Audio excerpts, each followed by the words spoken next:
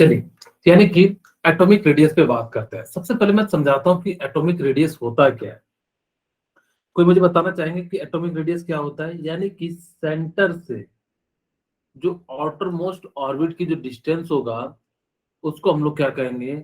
यानी कि जो है रेडियस कहेंगे। यानी कि यहाँ से लेके यहाँ तक का जो डिस्टेंस होगा, अब ये यहाँ पे फर्स्ट ऑर्बिट है। हो सकता है कि अगर जो इसके पास बहुत सारे ऑर्बिट हो, हमेशा देखना कौन सा ऑर्बिट लोगे, आउटर मोस्ट ऑर्बिट लोगे या लास्ट वाला ऑर्बिट लोगे। यहाँ पे एक था, तुमने एक लिखा है, जैसे यहाँ पे दो है, तो यानी कि हम क्या कर देंगे, यानी कि जो है सेंटर से आउटर मोस्ट की जो डिस्टेंस हो गई, यही क्या कहलाती है? रेडियस कहलाती है। The total distance from an atom nucleus to the outermost orbital of electron. यानी कि यहाँ पे जो इलेक्ट्रॉन होगा, इस जो वैसे तो जिस ऑर्बिटल में इलेक्ट्रॉन रहता है उसी को हम लोग कहते हैं, यानी कि जो लास्ट वाले में जो रहेगा उसको हम लोग यानी कि क्या कहेंगे? यानी कि एटॉमिक रेडियस कहेंगे। Actually atom boundary is not defined. Atom की जो ना बाउंड्री डिफाइंड नहीं है। अब कहोगे सर एटम की बाउंड्री डिफाइंड नहीं है तो आप कैसे ये आउटरमोस्ट यानी डिस्टेंस ले ले रहे हो? एक्चुअली कहा जाता है कि इलेक्ट्रॉन जो है ना, अगर जो आप एनर्जी दो, अभी यहाँ है तो यानी कि यहाँ भी आ सकता है, और ज्यादा एनर्जी दो तो यानी कि यहाँ भी आ सकता है। यानी कि इसीलिए हम लोग क्या कहते हैं कि इसकी बाउंड्री डिफाइंड नहीं होती। दूसरा, यानी कि इलेक्ट्रॉन जो है ना, कई बार जो है ना, ये क्या करता है, वेव नेचर को शो करने लगता है। अगर ये वेव नेचर को शो करेगा तो यानी कि कुछ इस प्रकार से यानी कि जो है ट्रेवल करेगा। और जब ये ट्रेवल करेगा तो जिस कारण से यानी कि क्या हो जाएगा कि हम कहीं पे ज्यादा है, कहीं पे कम है। वैसे तो इतना गैप होता नहीं है, बहुत ही मैन्यूर होता है, क्योंकि वेव की जो थिकनेस होती है वो इतनी छोटी छोटी होती है। तो जिस कारण से जो है हम लोग यहाँ तो हमने बड़ा बड़ा दिखा दिया, लेकिन वो करीब करीब जो है बिल्कुल सर्कुलर पाथ में ही जैसा लगने लग जाता है। तो जिस कारण से हम लोग क्या कहेंगे कि इसकी जो बाउंड्री डिफाइन नहीं हो पाएगी। लेकिन एक्चुअल में बाउंड्री का मतलब क्या होता है कि आउटर मोस्ट यानी कि जो न्यूक्लियस से जो आउटर मोस्ट होगा, जो वाल होगा, उसको हम लोग क्या कह देंगे? यानी कि जो है बाउंड्री कह देंगे। आपको सिंपल सा बात याद रखना है कि न्यूक्लियस से सबसे किनारे वाले जो सेल होगा, वहां तक की दूरी को आप क्या कहोगे? यानी कि रेडियस कहोगे। अब ऐसा नहीं कहे ना, मैंने न्यूक्लियस से कहा है। कई बच्चे कहते सर मैं यहाँ से लेके यहाँ तक ले लूं क्या? यहाँ से यहाँ तक ले वो, यानी कि आउटर मोस्ट यानी कि ऑर्बिट से आउटर मोस्ट, अगर जो ऑर्बिट न्यूक्लियस से पास होते हुए जाओगे तो डायमीटर कहलाएगा। ठीक है, आपको याद रखना, कई बार वो डायमीटर पूछेगा तो यानी कि डायमीटर को बताना। अब देखो, यानी कि एटॉमिक रेडियस जो हमें पढ़ना है वो चार टाइप की पढ़ना है: covalent radius, van der Waal radius, metallic radius and ionic radius. यानी कि जो भी हम रेडियस की बात करेंगे वो कंबाइंड स्टेट में बात करेंगे, हम सिंगल सिंगल की नहीं बात करेंगे। जब भी हम बात करेंगे यानी कि या तो बॉन्डेड होना चाहिए या आपस में इंटरेक्ट होना चाहिए। खैर, तो यानी कि हम लोग जो पहला बात करते हैं यानी कि कोवेलेंट रेडियस। कोवेलेंट रेडियस से मैं चार चीजें आपको, तीन छोटी छोटी चीजें बताता हूँ। आप लोगों ने पढ़ा होगा आयनिक बॉन्ड, जिसको इलेक्ट्रोवैलेंट बॉन्ड भी कहते हैं। ठीक है। दूसरा, आपने कोवैलेंट बॉन्ड पढ़ा होगा। बस मैं रिकॉल करा दे रहा हूं। ठीक है, कोवैलेंट बॉन्ड पढ़ा होगा। तीसरा, कोऑर्डिनेट बॉन्ड पढ़ा होगा। ठीक है, coordinate bond, CO dub, coordinate.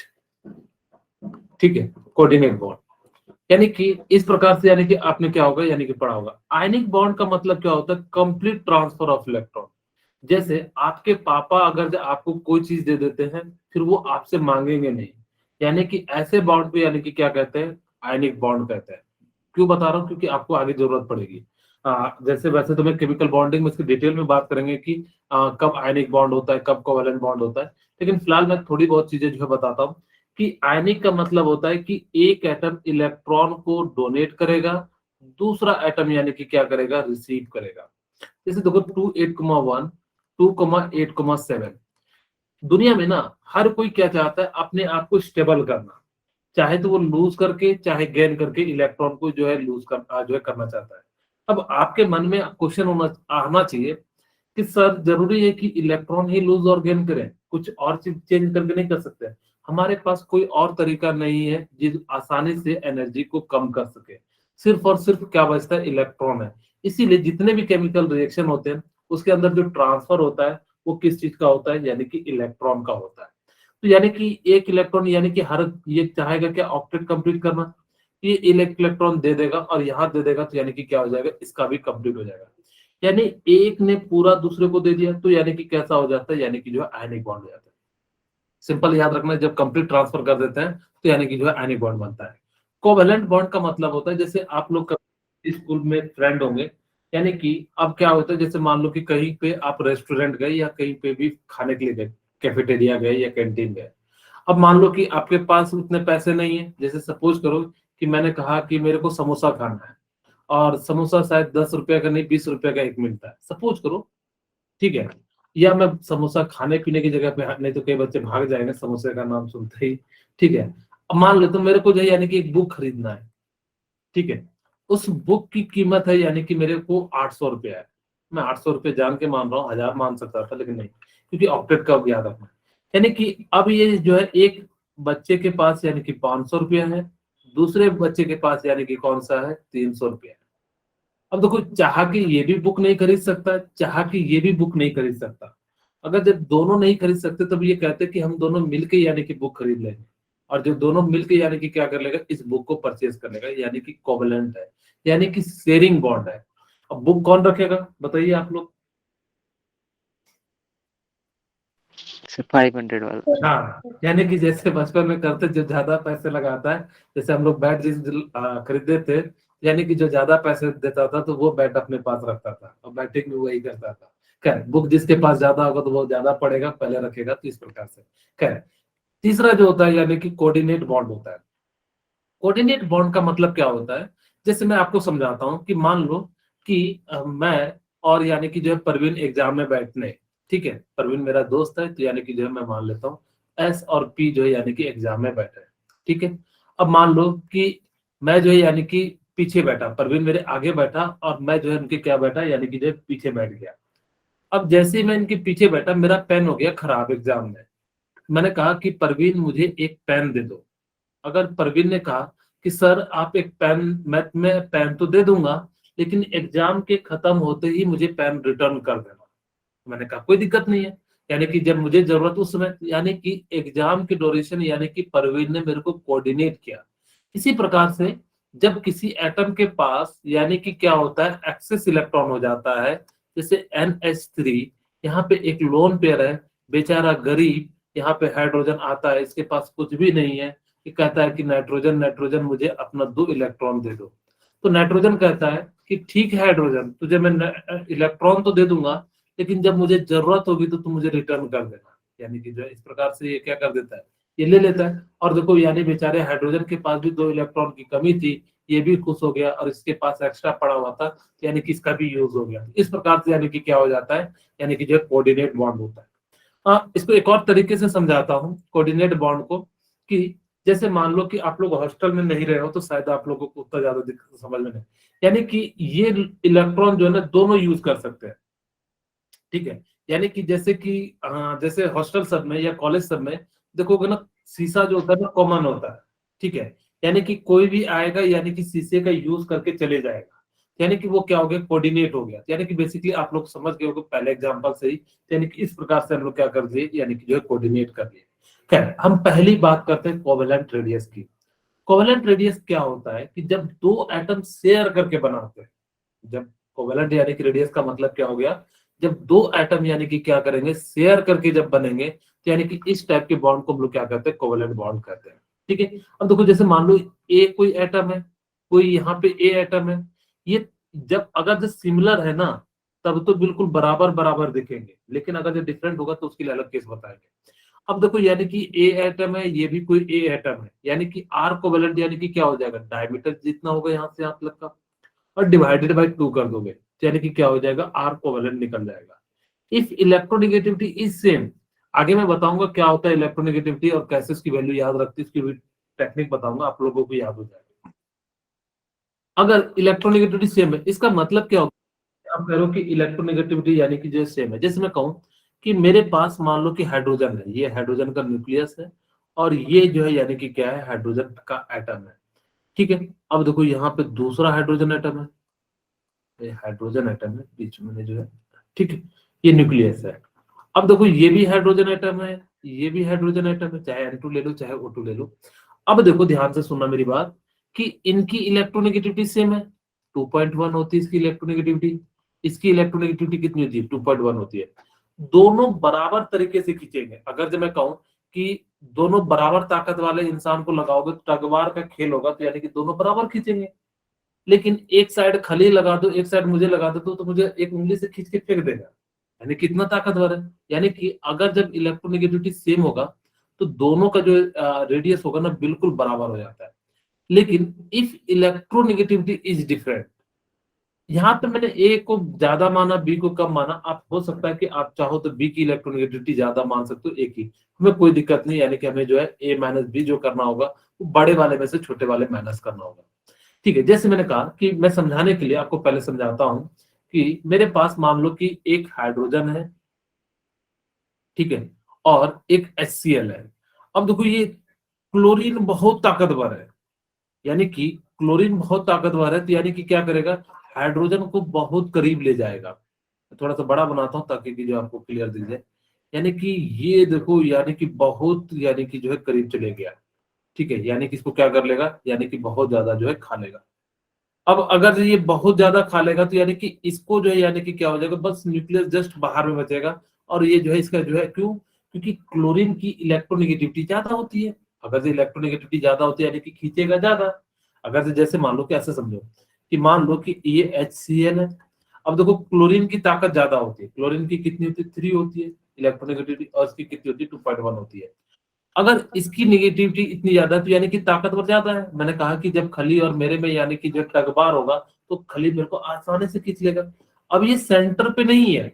अगर इस वाले केस में देखो तो जो हाइड्रोजन के जो इलेक्ट्रॉन है वो कहाँ पे है, सेंटर पे है, जिस कारण से यहाँ पे बराबर है।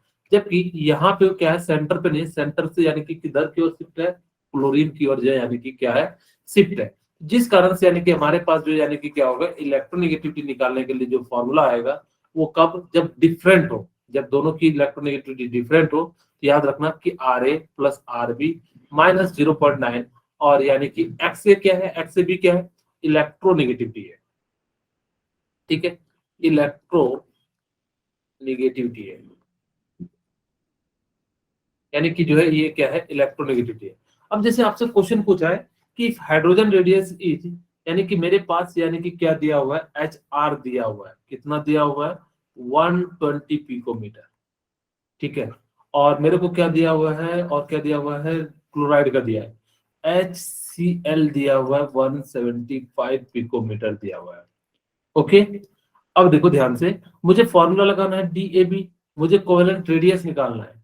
ठीक है, DAB इक्वल टू RA, यहाँ पे RA की जगह पे मैं क्या ले लेता हूँ, हाइड्रोजन है तो यानी कि मैं हाइड्रोजन ले लेता हूँ। ठीक है, प्लस RCl माइनस 0.9। अब जिसकी इलेक्ट्रोनेगेटिविटी आपको भी मैंने नहीं बताया है, लेकिन अगर जब मैं अभी कहूँ तो हाइड्रोजन की इलेक्ट्रोनेगेटिविटी कितनी होती है, 2.1 होती है, और क्लोरीन की कितनी होती है, यानी कि जो 3 होती है। ठीक है, अब यानी कि ज्यादा में से माइनस कर देना, आप इस चीज को ध्यान रखना कि ज्यादा में से माइनस कर देना। मैंने पहला केस लिया था कि ए बड़ा हो, लेकिन आप दूसरा केस भी ले सकते हो जब जब बी बड़ा हो, यानी कि जो है 3 माइनस 2.1। ठीक है, यानी कि RS कितना दिया हुआ है, 120, प्लस HCl कितना दिया हुआ है, यानी कि 175, माइनस 0.9 इंटू 0.9 हो जाएगा।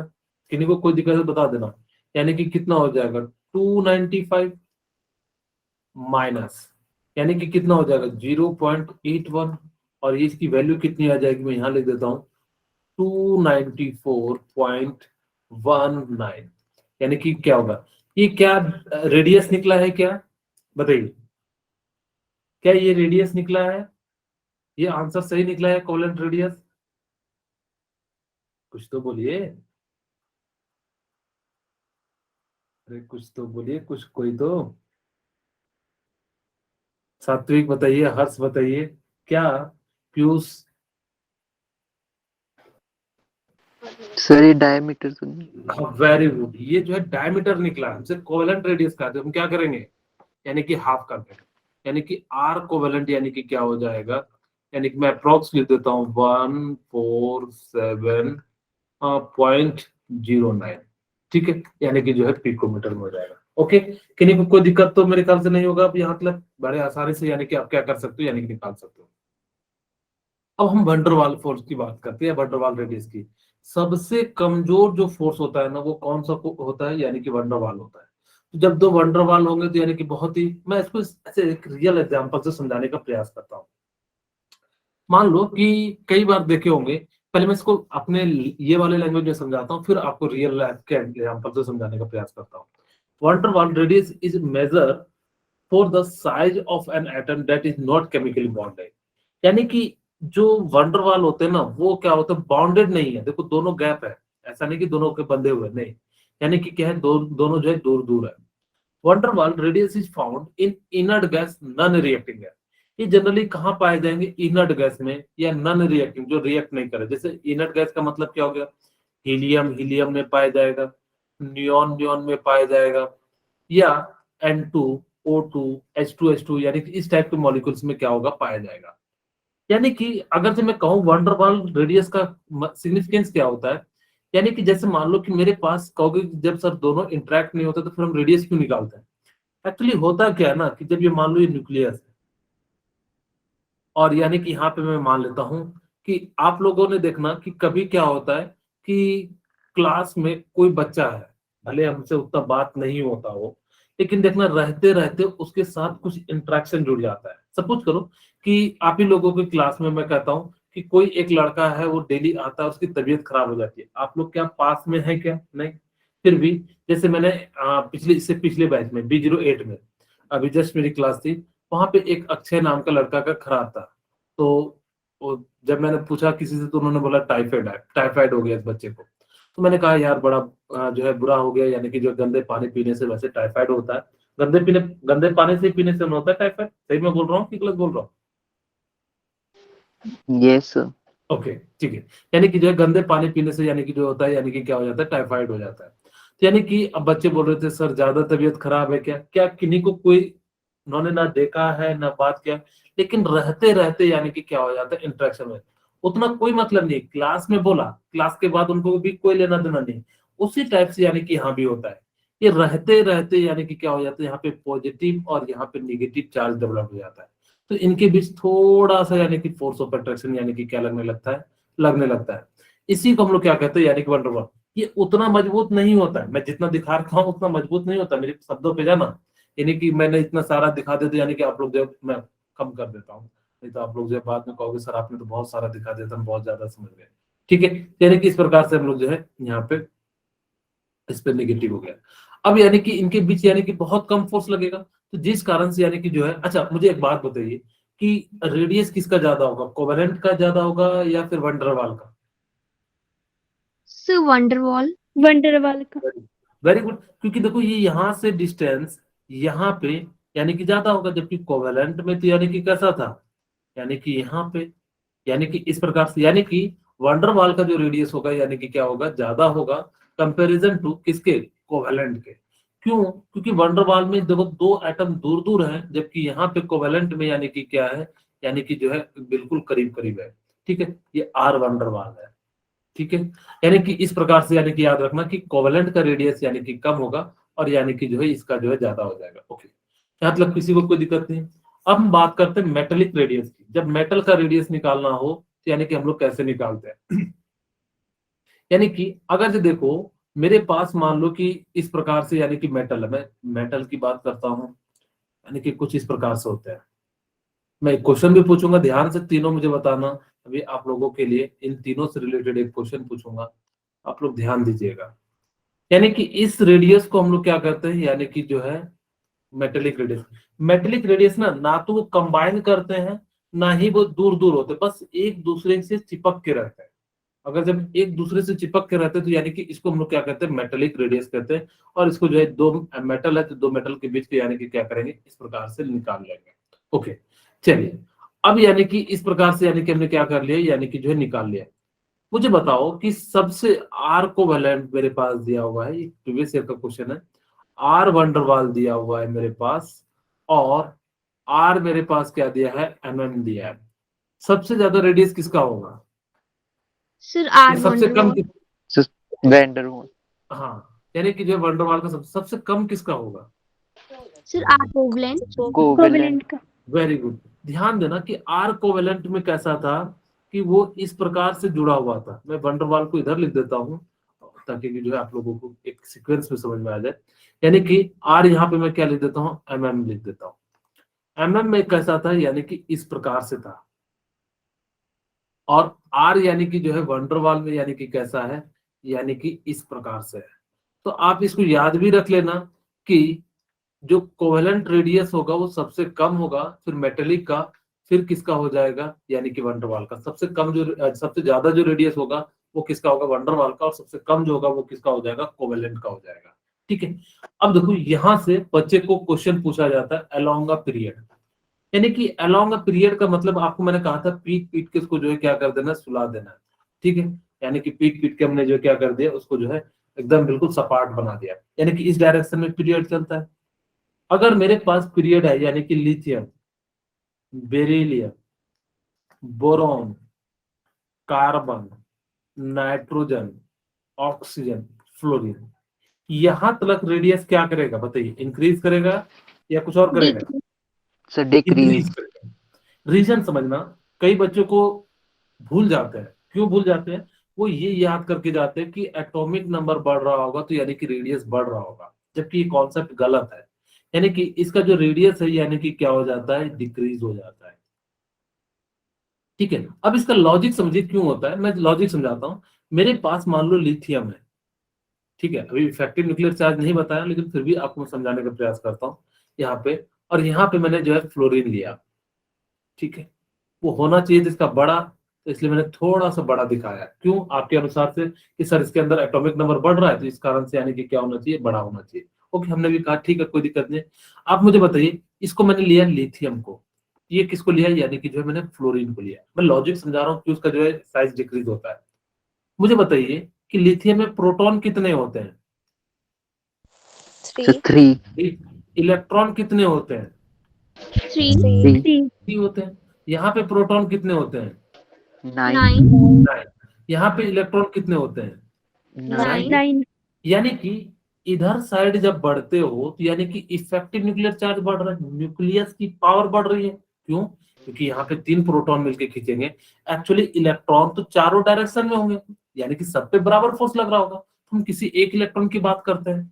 ठीक है, यानी कि ऐसा तो होगा नहीं ना कि इधर ज्यादा दूरी है इधर का, मतलब यानी कि सब पे अलग अलग लगेगा, नहीं, लगेगा तो सारे के सारे इलेक्ट्रॉन पे बराबर फोर्स लगेंगे। क्यों, क्योंकि सेंटर की खासियत यही होती है कि जब अगर जो सर्कुलर या स्पेरिकल चीजें होती है तो उस पर चारों डायरेक्शन में जो है फोर्स बराबर लगता है। मैं यहाँ पे एक इलेक्ट्रॉन को सपोज मान लेता हूँ, यहाँ पे भी मैंने क्या करा कि एक इलेक्ट्रॉन, वैसे तो उसके पास एक ही इलेक्ट्रॉन है, ठीक है, लेकिन 9 प्रोटॉन एक इलेक्ट्रॉन को खींचेगा तो यानी कि बहुत ज्यादा अंदर की ओर खींच लेगा, जिस कारण से यानी कि इसका जो है ना साइज श्रिंक कर जाता है, यानी कि इसका साइज क्या कर जाता है, श्रिंक कर जाता है, यानी कि जो छोटा हो जाता है। क्यों, क्योंकि जैसे मैंने क्या कहा कि मेरे पास क्या होगा कि अगर जो यहाँ पे प्रोटॉन की संख्या 9 है, एक इलेक्ट्रॉन को खींचेगा तो यानी कि उसको ज्यादा खींच लेगा। अब ऐसे समझो कि मान लो टग बार का खेल हो रहा है, ठीक है, एक साइड 9 आदमी हो, जैसे मान लो कि आप लोग 9 स्टूडेंट हो, जैसे हर्ष है, पायल है, परवीन है, ये सारे मिला के जो है 9 स्टूडेंट है, ठीक है।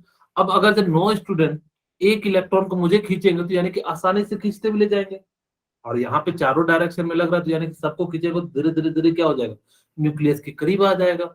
अगर जो न्यूक्लियस के करीब आ जाएगा तो यानी कि क्या हो जाएगा, ये जो है साइज छोटा हो जाएगा। लेकिन लिथियम में 3 प्रोटॉन एक इलेक्ट्रॉन को खींचता है तो उतना नहीं खींच पाता है, जिस कारण से यानी कि रेडियस क्या हो जाता है, यानी कि डिक्रीज हो जाता है। यहाँ पे ब्रैकेट में लिख लेना, इफेक्टिव न्यूक्लियर चार्ज इधर साइड क्या हो जाता है, इंक्रीज हो जाता है। ठीक है, इफेक्टिव न्यूक्लियर चार्ज का मतलब क्या होता है, कोई बताना चाहेंगे, यानी कि हाँ कोई बताइए एक बार।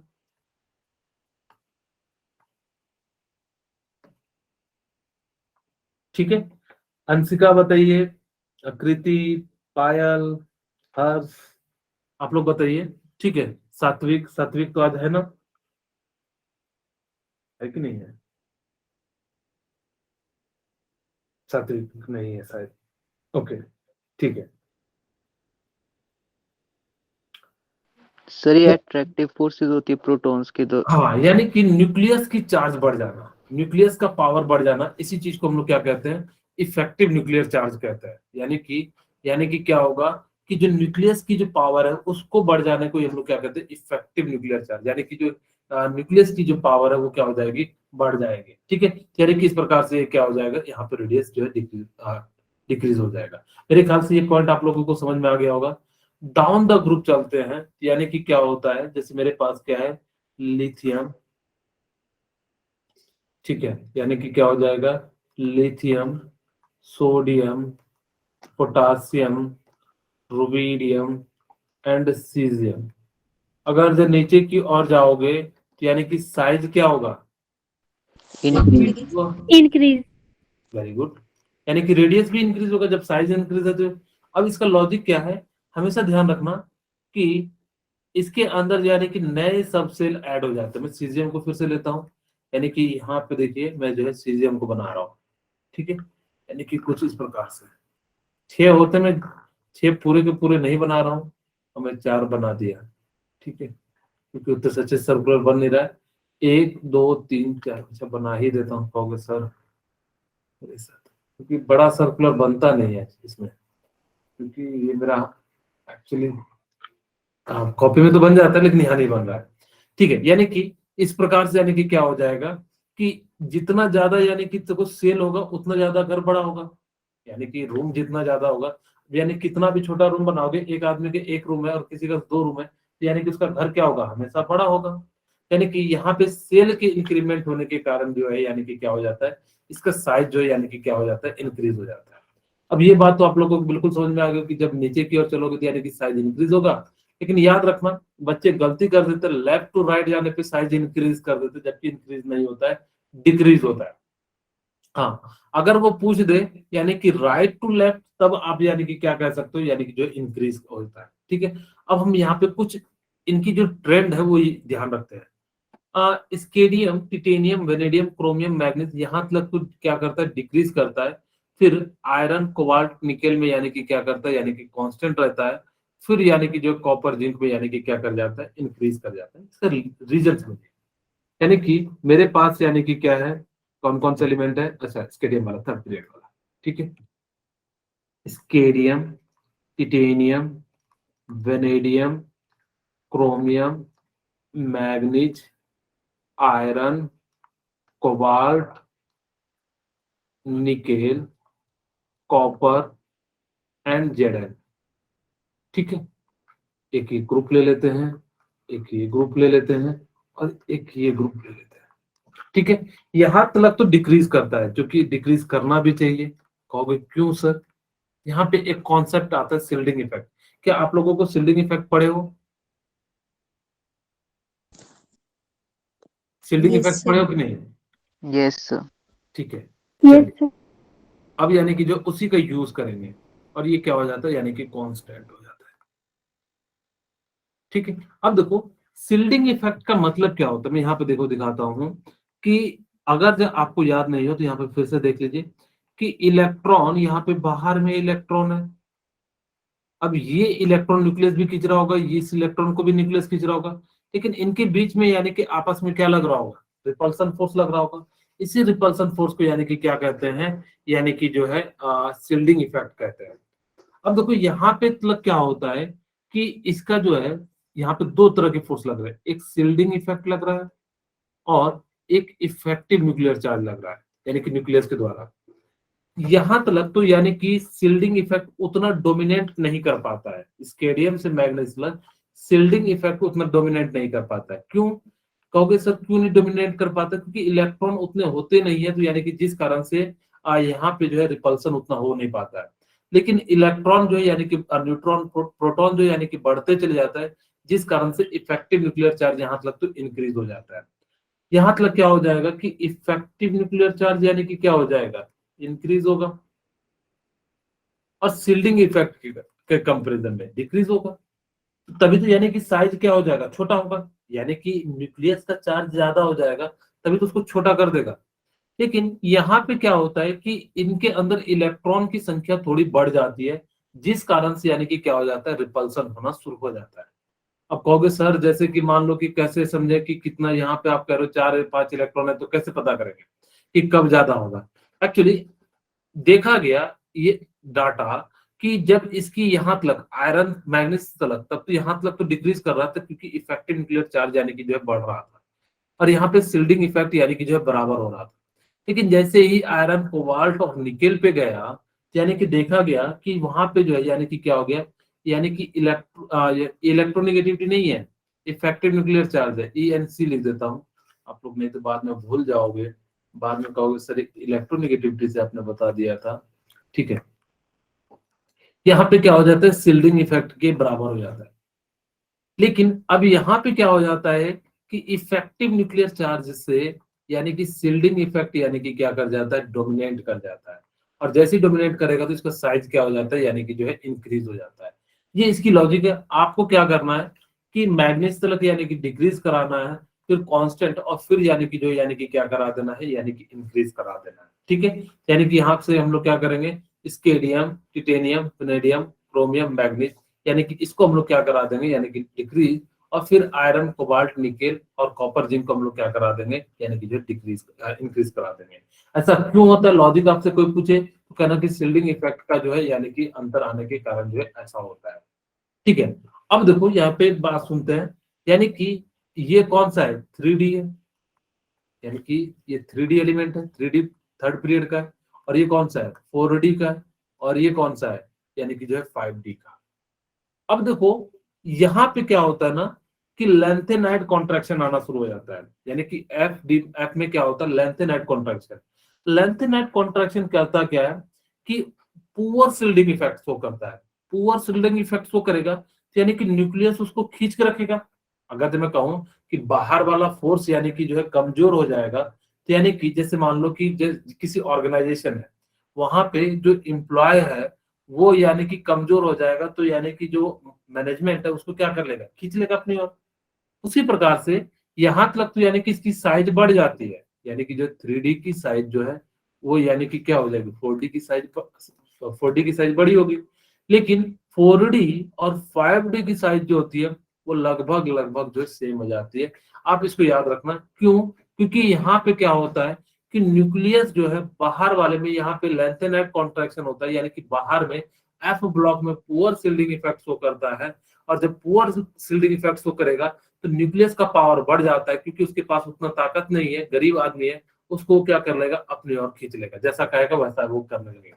तो जिस कारण से यानी कि इसका जो ट्रेंड होता है वो ये तो बड़ा होता है और ये क्या हो जाता है, इक्वल हो जाता है। ऐसा नहीं है, कहोगे स्वतंत्र स्वतंत्र लिख दिए क्या, ये इस प्रकार से है, इस प्रकार से है, ठीक है। मेरे ख्याल से आप लोगों को समझ में आ गया होगा, ठीक है। किन्हीं को कोई दिक्कत हो तो आप पूछ सकते हैं, ठीक है। यानी कि इस प्रकार से हम लोग क्या करेंगे, यानी कि जो है इस प्रकार से लिखेंगे, it can not sealed outer electron. मैंने वही बताया कि ये जो है आउटर इलेक्ट्रॉन को सील नहीं कर पाता, जिस कारण से न्यूक्लियस उसको अपनी ओर खींच लेता है। कि ये बात, दोनों बात आप लोगों को समझ में आई या नहीं आई, बता दीजिए। Yes sir. Yes sir. Okay, ठीक है, थैंक यू कृति, हर्ष, ठीक है। अब हम बात करते हैं आयनिक रेडियस। सबसे ज्यादा जो क्वेश्चन पूछा जाएगा वो कहाँ से पूछा जाएगा, यहीं से।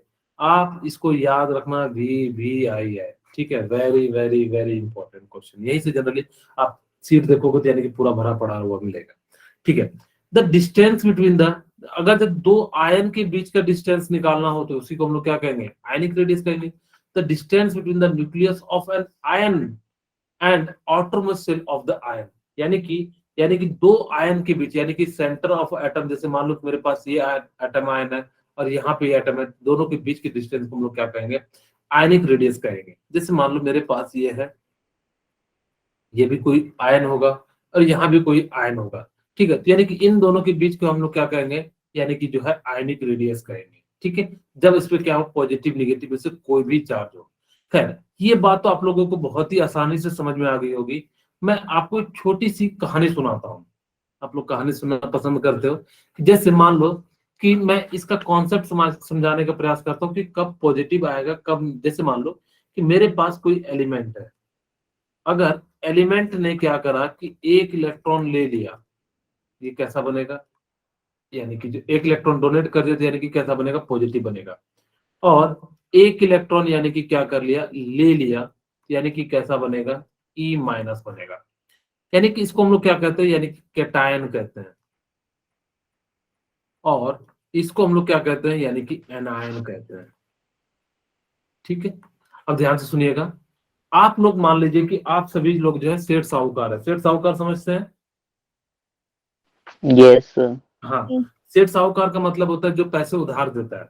अब मान लो कि मेरे को जो है यानी कि क्या हो गई, 1,000 रुपए की जरूरत पड़ गई।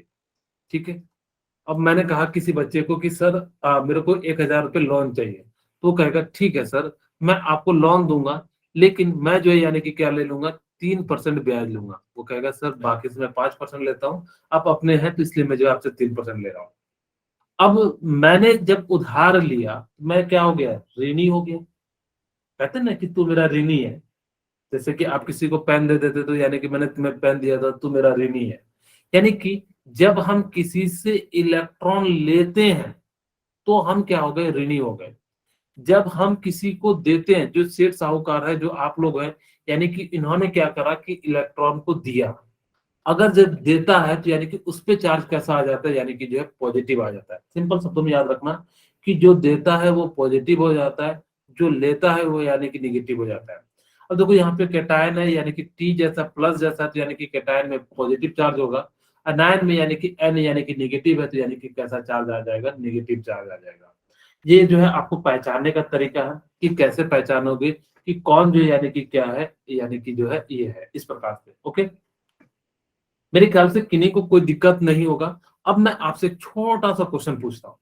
मेरे पास मान लो 3 एलिमेंट है, एक ई है, और एक ई प्लस है, और एक ई माइनस है। सबसे ज्यादा रेडियस किसका होगा? अच्छा, मैंने पहले लॉजिक नहीं बताया। अच्छा, सर पहले ई आप नेगेटिव का। ए नेगेटिव का, फिर किसका होगा? सर ई। ई। अच्छा ओके, ई का, ई की ई सबसे ज्यादा ई पॉजिटिव का होना चाहिए ना? नो सर, स्मॉल होगा इसका सबसे। हाँ, क्यों स्मॉल होगा, कोई मुझे रीजन बताना चाहेंगे? सर ई पॉजिटिव में क्योंकि एक इलेक्ट्रॉन जो है डोनेट कर दिया है। तो डोनेट करने से क्या होगा?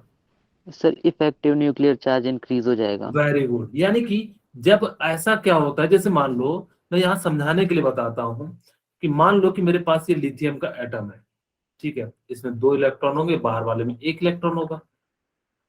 ठीक है, लिथियम की जगह पे मैं अगला ले लेता हूँ, बेरिलियम, क्योंकि 1 इलेक्ट्रॉन कहोगे सर 1 इलेक्ट्रॉन था आपने दी, इसलिए इसका साइज कम हो गया, मैं यहाँ पे ले लेता हूँ।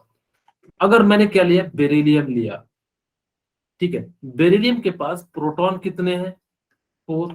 इलेक्ट्रॉन कितने हैं? यानी कि 4। अब इसने ये इलेक्ट्रॉन को डोनेट कर दिया। आफ्टर डोनेट का प्रोटॉन कितने हो जाएंगे? 4। और इलेक्ट्रॉन कितने हो जाएंगे? 3। 3। अब देखो यानी कि इफेक्टिव न्यूक्लियर चार्ज बढ़ गया। अगर इफेक्टिव न्यूक्लियर चार्ज बढ़ गया तो यानी कि इसको क्या कर लेगा, खींचेगा। और जैसे ही खींचेगा तो यानी कि क्या हो जाएगा, श्रिंक हो जाएगा। लेकिन नेगेटिव के केस में देखिए, यानी कि मान लो कि मेरे पास यानी कि मैंने कोई ऑक्सीजन एटम ले लिया। ठीक है, और 2 6। अब मैंने क्या करा कि 1 इलेक्ट्रॉन दे दिए। ये कौन सा एटम है? ऑक्सीजन है। यहाँ पे प्रोटॉन की संख्या कितनी है, कोई बताना चाहेंगे? 8। ऑक्सीजन 8। इलेक्ट्रॉन की संख्या कितनी है? 1। 8। अब 1 इलेक्ट्रॉन जो है, यानी कि मैंने यहाँ पे इसको डोनेट कर दिया। अब प्रोटॉन कितना हो जाएगा? 8। 8। इलेक्ट्रॉन कितना हो जाएगा? 9। 9। यानी कि अब इलेक्ट्रॉन की संख्या बढ़ गई, बाहर वाला फोर्स ज्यादा बढ़ गया, तो जिस कारण से यानी कि रिपल्सन हो जाएगा। और रिपल्सन हो जाएगा तो यानी कि इसका साइज क्या होगा? क्योंकि अगर जब हम कह रहे हैं कि इलेक्ट्रॉन देने पे रिपल्सन बढ़ गया, तो यानी कि साइज बड़ा होगा, तो यानी कि रिपल्सन कम हो जाएगा। तो जिस कारण से यानी कि क्या हो जाता है, याद रखना कि निगेटिव किसी चीज पे हो तो यानी कि उसका जो साइज बड़ा होता है। अगर पॉजिटिव हो तो यानी कि सबसे कम होता है। और जो जिस पे कोई चार्ज नहीं हो, हमेशा वो कहाँ पे आएगा, यानी कि बीच में आएगा। मेरे ख्याल से किन्हीं को कोई दिक्कत हो तो बताइए। जैसे आपसे पूछा जाए विच of the following is largest. अच्छा, मैं एक और कॉन्सेप्ट नहीं बताया, सॉरी। मेरे पास अगर आइसो इलेक्ट्रॉनिक स्पीसीज के लिए, आप लोगों को पता है आइसो इलेक्ट्रॉनिक स्पीसीज क्या होता है? Sir same number of electrons हो जिसमें। हाँ, very good. Iso electronic species.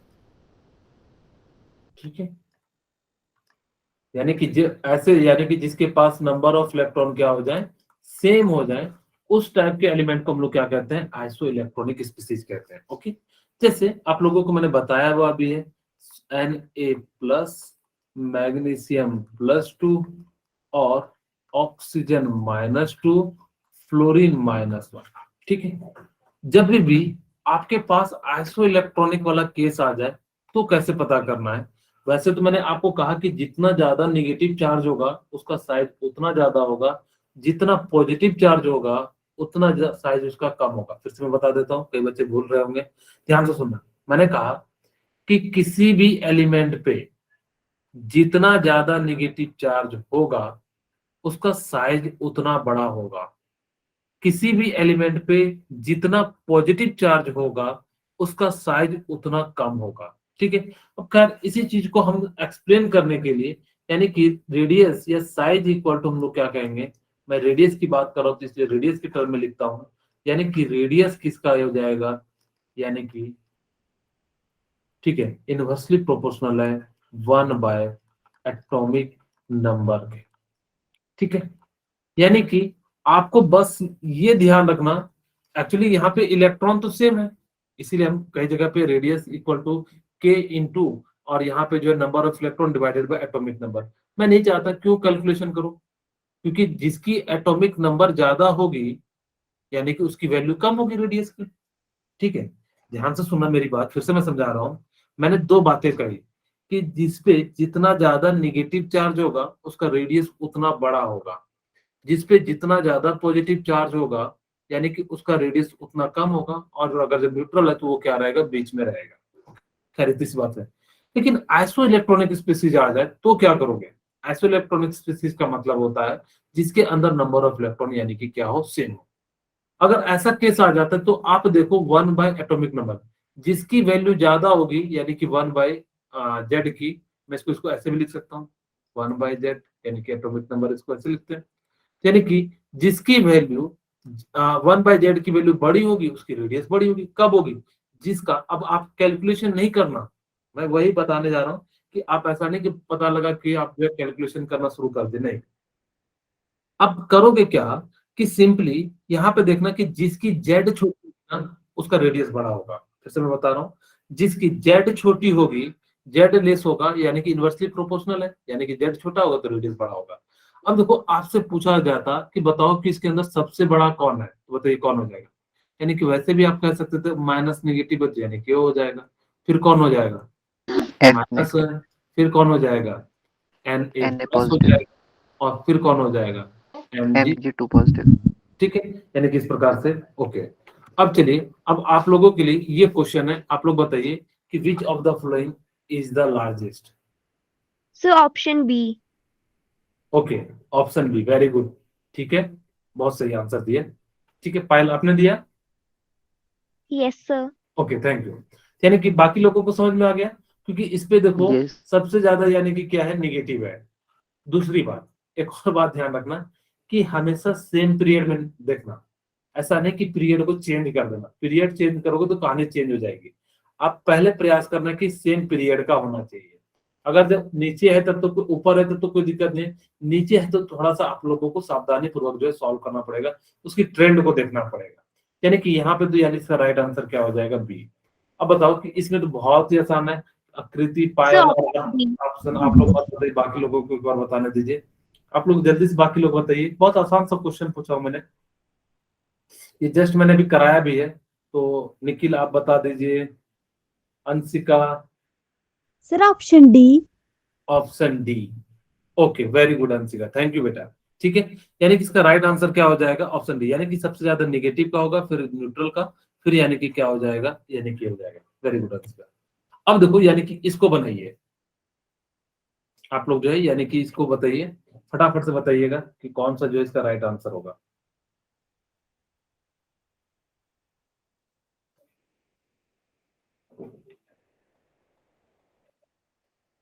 Sir, option B. Okay, fine. Harsh क्या आंसर आएगा? Sir, B. ओके, सबका बी आ रहा है। ठीक है, चेक करते हैं। यानी यस कि सर। ओके, ठीक है, यानी कि आप लोग बड़ा जल्दी बना देते हो फटाफट। ठीक है, वेरी गुड, वैसे बनाना भी चाहिए फटाफट। यानी कि मैंने कहा कि सबसे ज्यादा जो है यानी कि निगेटिव जो होगा यानी कि वो होगा भाई S-2 होगा सबसे बड़ा, फिर कौन सा हो जाएगा उसके बाद जिस पे निगेटिव कम है, Cl-, और फिर यानी कि क्या आ जाएगा, न्यूट्रल आ जाएगा, फिर क्या आ जाएगा, K+ आ जाएगा, और फिर क्या आ जाएगा, C+2। ठीक है, तो देखो कौन सा ऑप्शन में है, यानी कि बी में, तो इसका राइट आंसर क्या हो जाएगा, बी हो जाएगा। ठीक है, अब आप ये बनाइए, थोड़ा ध्यान से बनाइएगा। इस बार सारी चीजें सेम पीरियड की नहीं है, अलग अलग पीरियड की है। तो सबसे पहले पीरियड देखिए कहाँ पे है, फिर उसके अनुसार से जजमेंट लेंगे।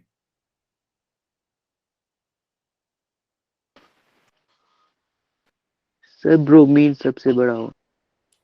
ओके, वेरी गुड, ये तो बिल्कुल सही बताए। सर आपको फिर इन सल्फर नेगेटिव। सल्फर -2 की, सर फिर ऑक्सीजन नेगेटिव एंड सबसे छोटा fluorine 1 negative. Very good, thank you. यानी कि आप लोगों को शायद ब्रोमीन, यहाँ पे ब्रोन नहीं है, यहाँ पे ये देखो फ्लोरीन, क्लोरीन, ब्रोमीन। ठीक है, इसी पीरियड में यानी कि यहाँ पे ऑक्सीजन आता है और यहाँ पे सल्फर आता है। ठीक है, और यानी कि हमारे पास यही एलिमेंट है, कोई ज्यादा मैंने लिख दिया क्या, क्लोरीन को ज्यादा लिख दिया। ठीक है, ये क्लोरीन नहीं है। यानी कि देखो सबसे ज्यादा मैंने कहा था जब सेल बढ़ जाएगा तब तो चीजें ही बढ़ गई, यानी कि सबसे बड़ा तो यानी कि क्या हो जाएगा, Br- हो जाएगा। ठीक है, फिर कौन सा हो जाएगा, यानी कि ये हो जाएगा, ये तो है नहीं क्लोरीन हमारे पीरियोडिक टेबल में, मतलब इस वाले ग्रुप के लिए, यानी कि जो हटा दी, यानी कि अब क्या हो जाएगा, यानी कि सल्फर -2, क्योंकि इसका सेल ही बड़ा है, यानी कि कितना हो जाएगा, S-2। ठीक है, अब यानी कि आपके पास यानी कि क्या बचा है, फ्लोरीन और यानी कि oxygen.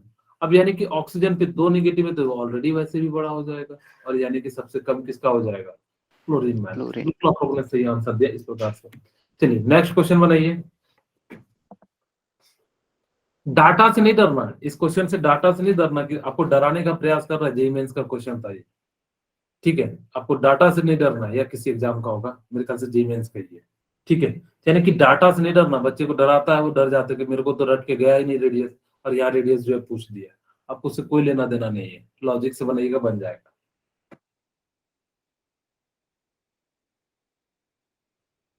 Sir option sir C. C option. Okay, बाकी बच्चे बताइए।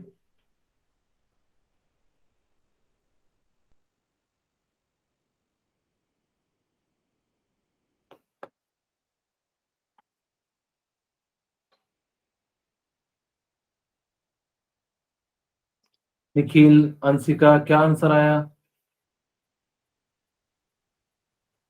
नील, और कौन है, भूमि, ईशानी, रिया, प्रक्षित, आजकल आप जवाब नहीं दे रहे हो।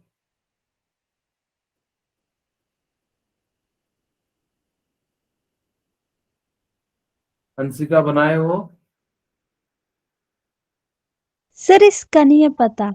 ओके चलिए, कोई बात नहीं, मैं बताता हूँ। यानी कि आपके पास यानी कि क्या है, N3-O-2F-। मुझे ये तो नहीं पता कि इसकी रेडियस क्या होती है, मेरे को इतना तो पता नहीं, मैं रट के भी नहीं जा सकता और मेरे को याद भी नहीं रहेगा। मुझे इतना तो जरूर पता है कि इसका सीक्वेंस क्या हो सकता है, यानी कि जिस पे जितना ज्यादा नेगेटिव होगा वो उसकी रेडियस उतनी बड़ी होगी, यानी कि सबसे ज्यादा किसकी हो जाएगी, N3- की, फिर किसकी हो जाएगी, O-2 O2 की हो ने। जाएगी, फिर किसकी हो जाएगी, F-। एफ ने। यानी कि आपको इसी सीक्वेंस में देन आंसर होना चाहिए, यानी कि सबसे पहले जो वैल्यू होना चाहिए रेडियस का बड़ा होना चाहिए, फिर कम होना चाहिए, फिर सबसे कम होना चाहिए। देखते कहाँ पे, 1.36, 1.4, यानी कि इससे जो छोटा होना चाहिए था, ये तो गलत हो गया। अब यहाँ देखते हैं 1.36, यानी कि इससे भी छोटा होना चाहिए था, 1.7 आ गया, तो ये गलत हो गया। अब यहाँ पे चेक करते हैं, यानी कि 1.71, यानी कि बिल्कुल बड़ा है, उसका छोटा, फिर उसका छोटा, यानी कि बिल्कुल सही हो जाएगा। अब कहोगे सर यहाँ पे 1.71, 1.36, यानी कि तो घट तो रहा है, लेकिन यानी कि फिर से क्या हो गया, बढ़ गया, ये क्या हो जाएगा, राइट आंसर जो है सी हो जाएगा। ओके, ये लॉजिक समझ में आया या नहीं आया, आपको बड़ा काम, यस सर। अगर कभी इन केस आने वाले समय में कभी आयनाइजेशन एनर्जी पे भी ऐसा क्वेश्चन आ जाए, आप उनकी सीक्वेंस को ढूंढना, आप उनके डाटा पे मत जाना। ठीक है, सीधे सीधे सीक्वेंस ढूंढना और सीक्वेंस के अनुसार से यानी कि क्या कर लेना, उसको बना लेना। अब आप लोग इस क्वेश्चन को बनाइए।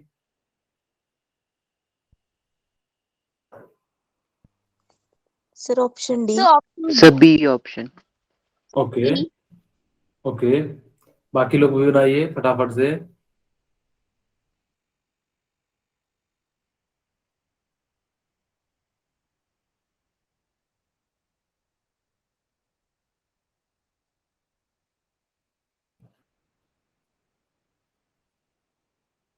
Sir option B. Okay, Prakshit क्या बोले answer? Sir option B. Okay, very good. ठीक है, इसी तरह जवाब दिया करो। आप जवाब दोगे तो आप सीखोगे। ठीक है, मेरा इंटेंशन ये रहता है कि सभी बच्चे सीखें। इसलिए जो मैं आप लोगों का नाम लेता हूँ वो उन बच्चों का नाम लेता हूँ जो मेरे से बातचीत करते रहते हैं और बोलते रहते हैं और जो कई बार जवाब दिए, मैं उन्हीं बच्चों का नाम लेते रहता हूँ। आप सभी दोगे तो धीरे धीरे आप लोगों का भी नाम, मैं एक ही वर्ड पढ़ता हूँ और उसके बाद जो बता देता हूँ उसका नाम है, जो भी आता है उसका नाम मैं बोल देता हूँ। ठीक है, चलिए अब देखो, यानी कि आपसे पूछा है कि सबसे ज्यादा यानी कि किसका हो जाएगा। ठीक है, अब हमारे पास यानी कि इस तरह का क्वेश्चन दिया हुआ है। अब देखो, सबसे ज्यादा यानी कि सबसे कम तो यानी कि जिस पे सबसे ज्यादा पॉजिटिव होगा। लेकिन यहाँ पे दिक्कत क्या आ रही है ना, कि सबका सेम पीरियड नहीं है। मैंने कहा था कि जब सेम पीरियड हो तब तो आप पॉजिटिव और नेगेटिव देख के बना सकते हो, लेकिन जब चीजें सेम पीरियड नहीं हो ना, अब कई बच्चे अगर ये यहाँ पे तो शुक्र मनाओ कि ऐसा नहीं दिया है। अगर जो वो ऐसा दे देता ऑप्शन, सबसे कम इसका, फिर mg+2 का, और फिर यानी कि जो, हाँ, उल्टा करके ना, सॉरी डायरेक्शन को चेंज कर देता हूं मैं, यानी कि इससे बड़ा ये और इससे बड़ा यानी कि जो है क्या दे देता मेरे को, लिथियम प्लस, और इससे बड़ा यानी कि K+, तो चीजें जो है यानी कि क्या हो जाती, दिक्कत कर जाती। खैर, अब ये सबसे पहले हमें जब भी इस टाइप का दिया रहे, सबसे पहले देखो पीरियड कौन कौन सा है। अगर आपको नहीं पता तो आप इलेक्ट्रॉनिक कॉन्फ़िगरेशन निकाल के भी निकाल सकते हो। जैसे मैं यहाँ पे निकालता हूँ, यानी कि 2,8,3, यानी कि 2,1, यहाँ पे कितना हो जाएगा 2,8,2, मैं न्यूट्रल के लिए निकाल रहा हूँ। यहाँ पे 2,8,8,1, सबसे बड़ा तो यानी कि क्या हो जाएगा K+, सबसे बड़ा K+ किसमें है? अच्छा, सिर्फ एक ही ऑप्शन में, यानी कि इसका जो है राइट आंसर क्या हो जाएगा, यानी कि जो है बी हो जाएगा। ठीक है, यानी कि इस प्रकार से बाकी भी अगर जो नहीं पता रहता कि K+2 में दिया रहता, तो फिर हम आगे देखते, यानी कि सबसे छोटा जितना ज्यादा पॉजिटिव चेंज आ जाता, यानी कि इफेक्टिव न्यूक्लियर चार्ज बढ़ जाता, जिस कारण से वो काफी ज्यादा जो है छोटा होता चले जाता, और फिर यानी कि क्या हो जाता, यानी कि पोटासियम का मैग्नीशियम आता, मैग्नीशियम के सिर्फ होना चाहिए तो छोटा एल्यूमिनियम, लेकिन एल्यूमिनियम क्या हो जाता है कि बहुत ज्यादा इफेक्टिव न्यूक्लियर चार्ज के कारण बहुत ज्यादा छोटा हो जाता है, और जिस कारण से यानी कि जो लिथियम क्या कर जाता है, डोमिनेट कर जाता है। तो मेरे ख्याल से आज की क्लास में यहीं पे रखता हूँ, कल की क्लास में आयनाइजेशन एनर्जी की बात करेंगे। किन्हीं को कोई